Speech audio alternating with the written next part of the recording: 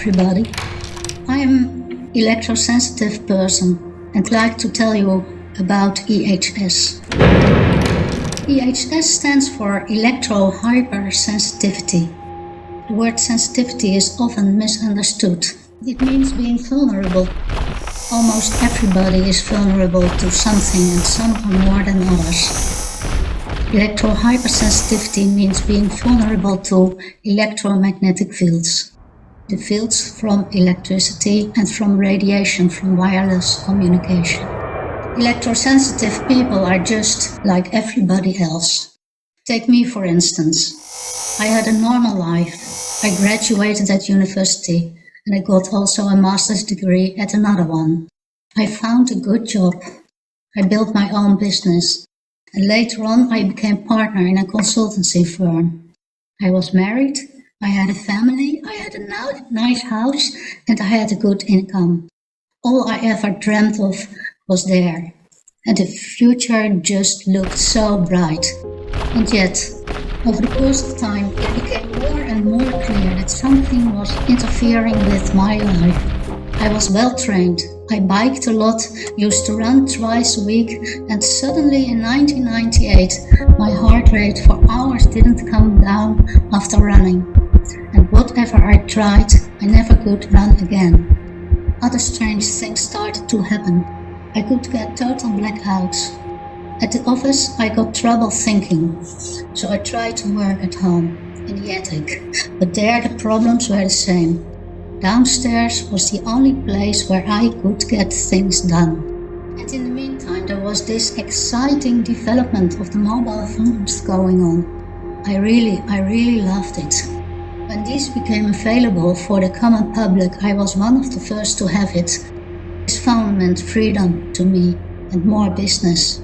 I thought I should have a camera on it and an agenda and a dictaphone. And I thought, what takes them so long to develop these things? I didn't understand. I couldn't see that these wireless developments could be the cause of my health problems.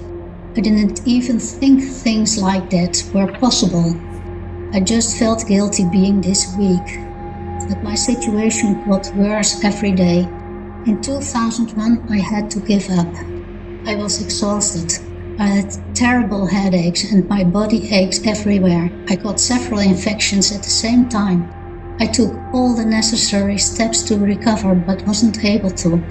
All the physicians acknowledged my being ill but couldn't find cause. No one could help. And so after 2 years I was still sick. And in the end I lost my job. It took another 6 years to find out the real cause. At that time I was terribly ill. I was dizzy all the time. I had a swollen face. I was in constant pain and when taking walks often my blood sugar level got too low.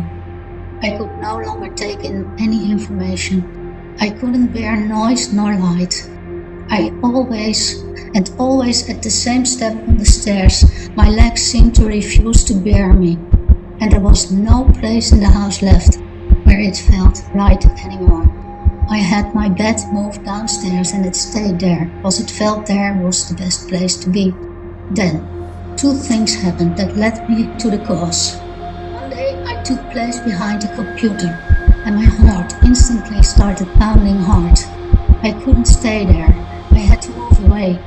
Another time I turned on the light during the night, but I experienced such extreme pain that I had to turn it off. Just then I knew. It all had to do with electricity. Measurements proved I had found the best place in the house where the levels of radiation and fields from electricity were the lowest.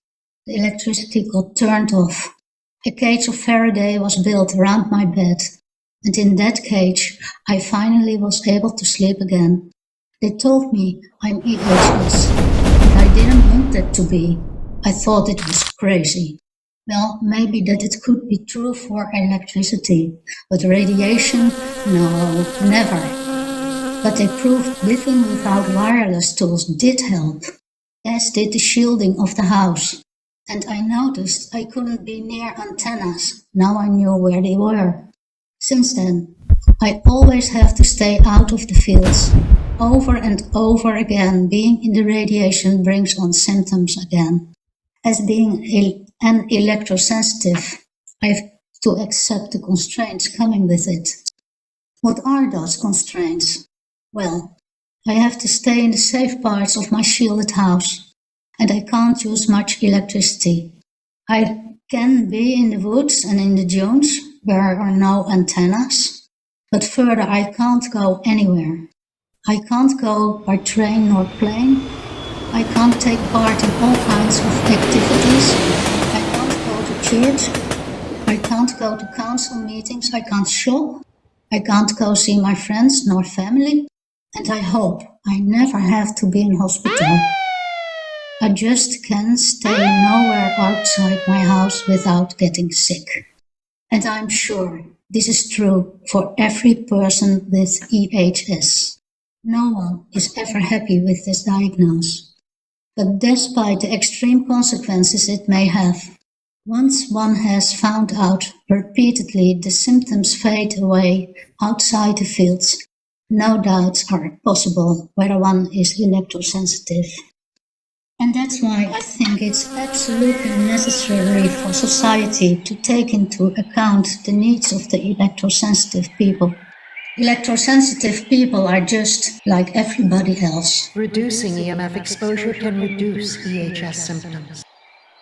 More white zones, areas without any cell services, are needed, as well as more low EMF workplaces. 21st century guidelines for tackling both biological and thermal impacts of EMFs are long overdue. Thank you.